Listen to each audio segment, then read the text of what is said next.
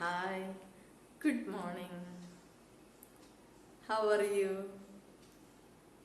Hope all of you are fine. In the last class, we have discussed about the definition of linear functionals. Okay, as a continuation of that definition, now we are going to prove one theorem. Now, the statement of the theorem is, let f be a linear functional. Okay, on E. That means E hash minus 0 means this is a linear function. This is a non-zero linear function. Okay, and we have to prove that codimension of kernel f is equal to 1. And if f comma g belongs to E hash minus h0, kernel f equal to kernel g, then we have to prove there exists a lambda not equal to 0 such that lambda f equal to g. Okay, and also let L is a subspace of E and codimension of L is equal to 1, then there exists a f belongs to E hash such that kernel f is equal to L. Okay, so we just note down these statements. Now first we have to prove codimension of kernel f is equal to 1. Now what is codimension of kernel f? We have to consider the dimension of E over kernel f. And we have to prove dimension of this space is 1. Now what is this space? This space is actually set of 4 x plus kernel f. Okay, such that x belongs to E. That is actually this is set of 4 equivalence class of x such that x belongs to E. This is equal to set of all equivalence class of x such that x belongs to E, and this class is same as set of all x plus kernel f such that x belongs to E. Okay, this is our space E over kernel f. Okay, now we have to prove dimension of, if f is a non-zero linear function, then dimension of codimension of kernel f is equal to 1. Given that f is a non-zero linear function on E, that means you can find a point x0 belongs to E such that f of x dash not equal to 0. Okay, because f is a non-zero linear function, therefore there exists x belongs to E such that f of x not equal to 0. So here I am marking this as s of x dash. Okay, now let x0 is equal to x dash by f of x dash. F is a linear functional. F of x dash is a value. It belongs to R or C, and x dash belongs to E, and this clearly as E is a linear space, this belongs to E. Now what is f of x naught? F of x naught is equal to f of x dash by f of x dash. This is a constant. Okay, 1 by f of x dash, f of x dash. Cancel these two, we get 1. Okay. Therefore, x0 clearly not belongs to kernel f. Why? If x0 belongs to kernel f, then f of x0 must be equal to 0. But here f of x0 is equal to 1. Therefore, x0 not belongs to kernel f. Okay. Now, for each x belongs to E, consider this function x minus f of x into x. For each x belongs to E, consider this. Mark this as some y. Now what is f of y? F of y equal to f of x minus f of x. Okay, and f is a linear function, and therefore this you can write as f of x minus f of x. F of x is a linear function, therefore f of x is a value. Okay, therefore this is equal to f of x minus f of x.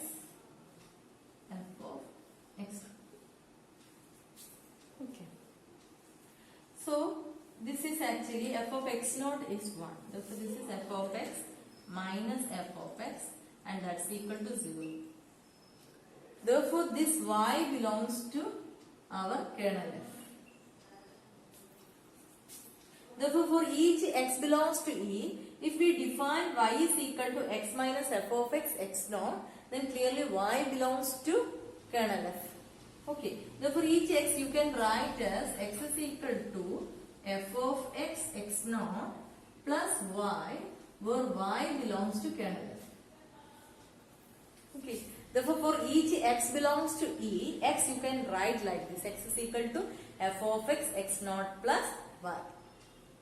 Now we have to prove that this representation is unique. Suppose some x you can write as some z1 x naught plus some y1. Okay.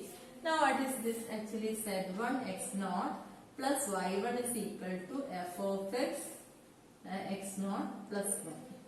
Or you can write this as f of x x naught minus z x naught equal to y1 minus y. Or f of x minus z x naught equal to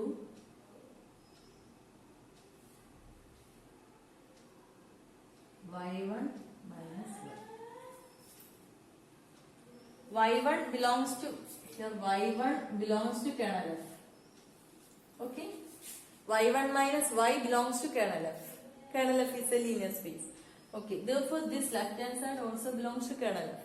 That means f of, what about f of x minus z of x naught equal to, f of this value is equal to f of y1 minus y equal to 0. Okay.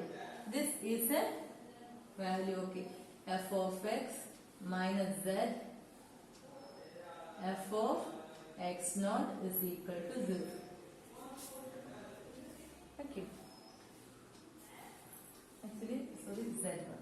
This is some z value. This is a value. So, but f of x naught is 1. F of x naught is 1 or f of x naught not equal to 0, and product is equal to 0 implies this f of x minus z1 is equal to 0. This implies f of x equal to z1. Okay. So, f of x equal to z1. Okay. Now, f of x equal to z1 implies, x is equal to f of x x naught plus y1 y. Also, x is equal to f of x y x naught plus y1.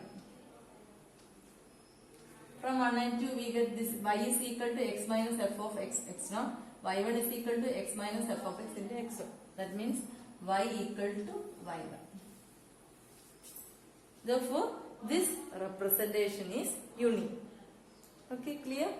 So, this for each x belongs to E, you can write x as f of x x naught plus y. Okay, clear?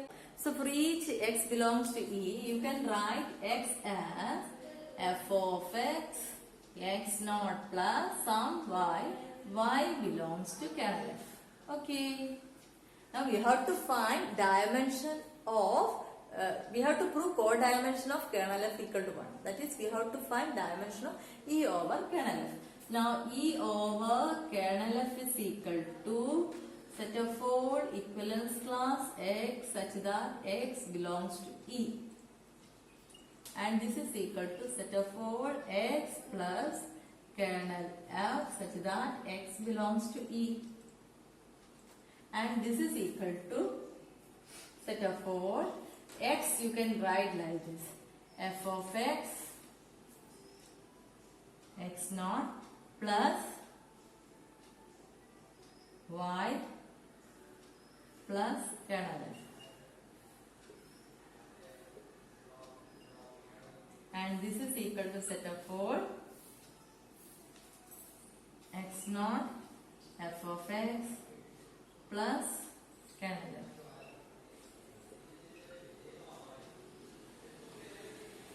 Okay. Now here we mark f, the value. F is a linear functional, x belongs to E, f of x is some value. Let it be some lambda, and this is equal to x naught lambda plus kernel f.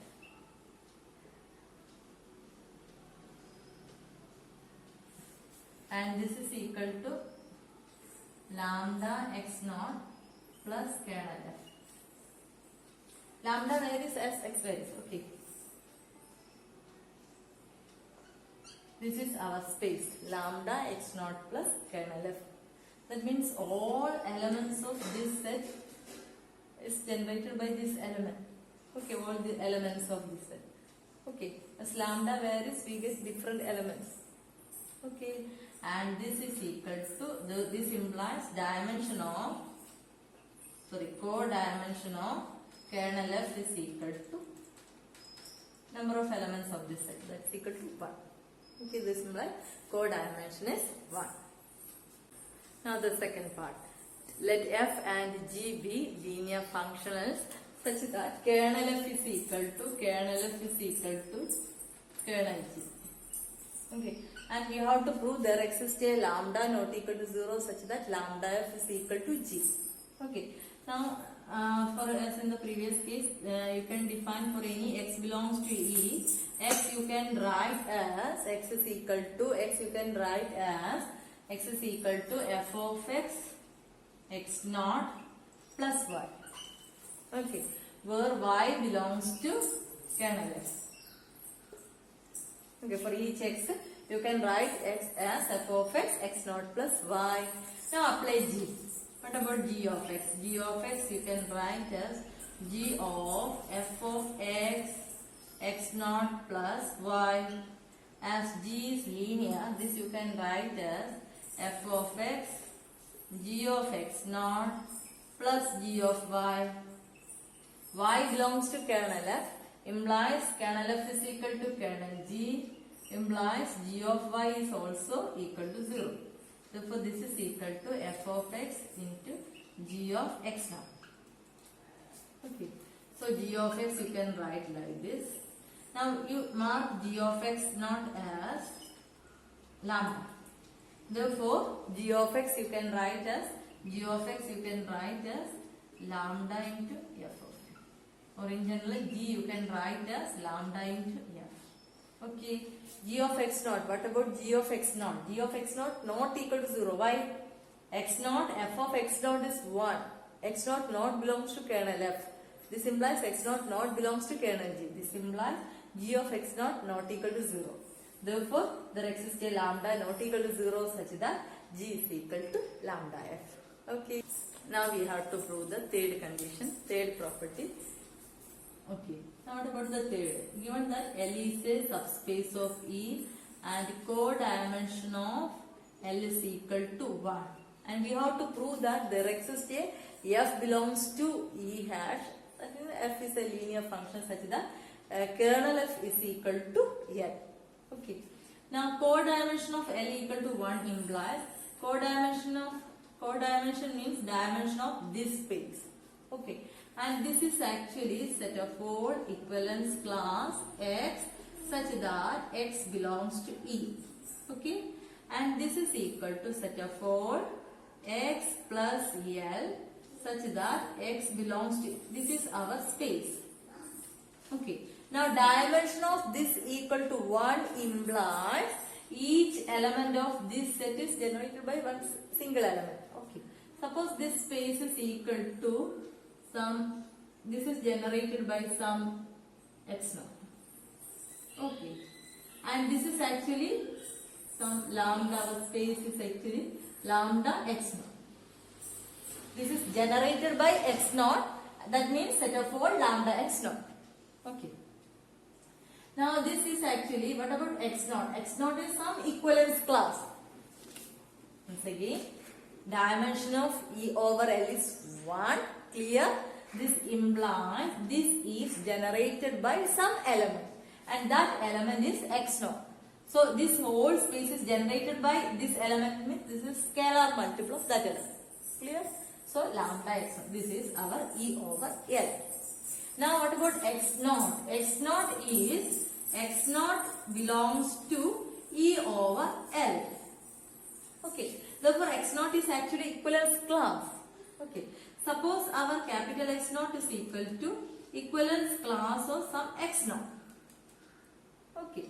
Therefore this is actually x naught plus L. Okay. Therefore, our lambda x naught you can write as lambda x naught plus L. And this is equal to lambda x naught plus L.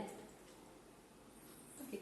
Therefore, our space is actually set of 4 lambda x naught plus L. This is our space. Our E over L is actually set of 4 lambda x naught plus L. Okay. Now we have to prove there exists a linear functional f such that kernel f is equal to our space L. Okay. Now for this, let's choose any x belongs to E. Okay. Any x belongs to E, you can write as x belongs to E clearly belongs to equivalence class of x. Okay. So any x belongs to E is of the form x you can write as x belongs to equivalence class of x, and this is same as each equivalence class elements are of this form. Okay. Lambda x naught plus L. Okay. Therefore x you can write as some lambda x naught plus y. Why x belongs to E, then clearly x belongs to equivalence class x. Each equivalence class elements are of this form. Okay, and this you can write as lambda x naught plus y. Y belongs to L. Now y belongs to L. Suppose there exists some y1 such that lambda, this is same as lambda x naught plus y1. Okay, then these are equal. This implies lambda y equal to lambda x minus lambda x naught, and y1 is equal to x minus lambda x naught. This implies y and y1 are equal. Therefore, for each x belongs to E, there exists a unique representation of the form x is equal to lambda x plus y. And we define a linear functional f on E such that f of x equal to lambda. Then this is a linear functional on E.